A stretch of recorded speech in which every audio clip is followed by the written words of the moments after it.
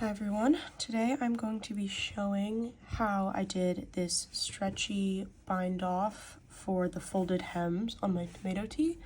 This does not require any sewing at all, it's all done on your knitting needles. As you can see, it's a very clean bind off on the inside and it has a lot of really nice stretch and it sits nice and flat. So I'm going to be showing you how to do that. I worked up a sample here to show you how I did it, just because the actual project is already finished, and this was done in stockinette, as was my project, but you could use this on any project, really with any stitch pattern, stockinette, any type of ribbing, whatever you like. If you are using this for stockinette, I recommend adding 2 rounds of double knitting, which I did here, as well as on my tomato tee. Double knitting should sit where you want that edge to be. For this one, I want my hem to be 3 rows tall, so I did my 2 rounds of double knitting here, and then I knit 3 more rows. Now that that's all set up, I'm gonna show you how to actually do the bind off. Once I'm ready to do my bind off, the first thing that I'm going to do is turn my work inside out so that I have the wrong side facing me, just like that. The next thing that you want to do is find the stitch that you're going to be knitting this first stitch together with. My hem is going to be 3 rows tall, so I need to find the purl bump of the stitch that is 3 rows below the double knitting that I did, which the double knitting is pretty easy to see. It looks different from the rest of the wrong side of the stockinette. So in that, you want to find the stitch that's in the same column of this stitch. So I'm going to be going in this column right here, and I'm going to find the stitch that is 3 rows below the double knitting. 1, 2, 3. So this stitch right here is the one that I'm going to pick up first. Using my right needle, I am going to pick up that stitch and place it on my right needle, just like that. Next, what I'm going to do is knit those 2 stitches together, just like that.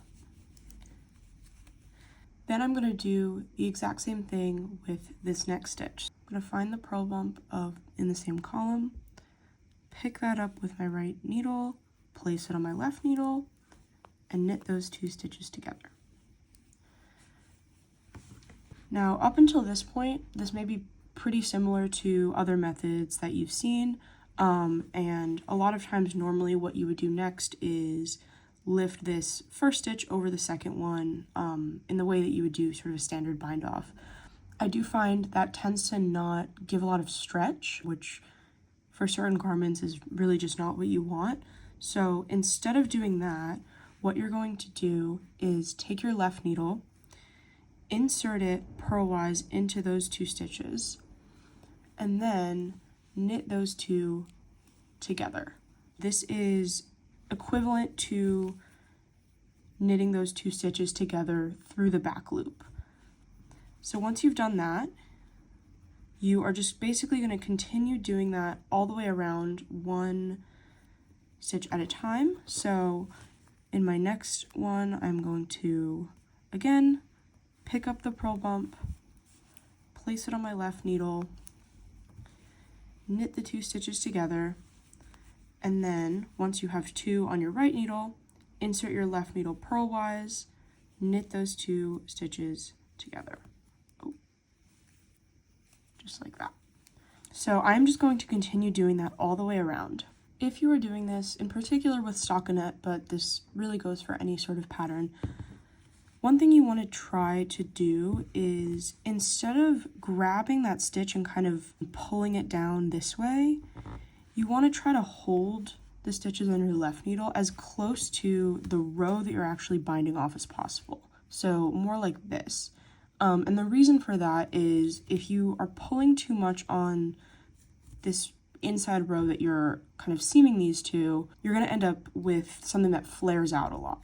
But if you hold it more so like this and try to keep those stitches as close to the inside as possible, that will help prevent some of the flaring. Another thing that I like to do to prevent flaring is every once in a while you're working the bind off, turn your work back to the right side, and you can kind of see that there's this sort of crease here almost where you were knitting the stitches to. And when you have that tight crease, as you can see, the edge wants to flare out.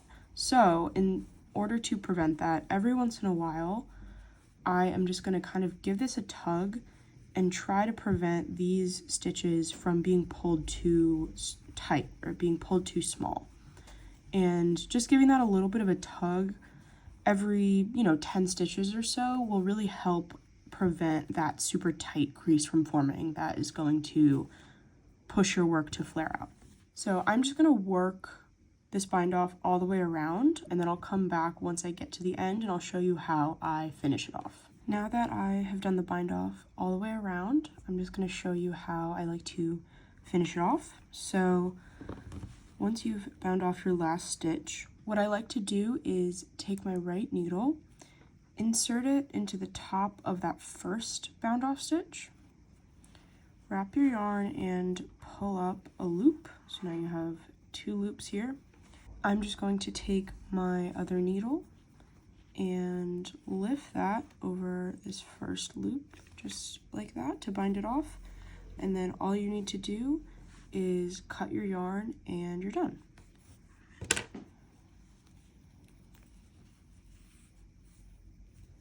So there is my finished bind off.